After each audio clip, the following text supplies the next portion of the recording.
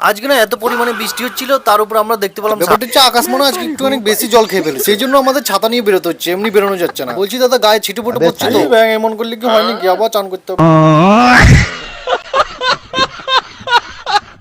এদিকে বৃষ্টি তো হচ্ছে আজকে থেকে না কালকে থেকে, আর আমাদের বাড়িতে গঙ্গা যমুনা সরস্বতী সব একসঙ্গে মিশে একদম প্রবাহিত হচ্ছে। তারই মধ্যে হঠাৎ করে দেখা গেল একটা সাপ কোথায় থেকে যে বৃষ্টির মধ্যে চলে এসেছে বুঝতে পারছি। সাপ আস্তে আস্তে একবার ঘরের সামনে চলে আসে, জায়গা পাওয়া যাবে নি, খুব বিস্তার জায়গা পাবে, হই হই চল যায় এখান থেকে, আবার জায়গা পাবে এখান থেকে। তারপর হঠাৎ করে আমাদের সুইমিং পুলটা দেখতে পেলাম বাড়িতে, যেটা আছে মানে মানুষের জন্য না, সাপ ব্যাঙের এসবের জন্য সুইমিং পুল ভর্তি হয়ে গেছে, সেজন্য সাপ বেরিয়ে এসেছে।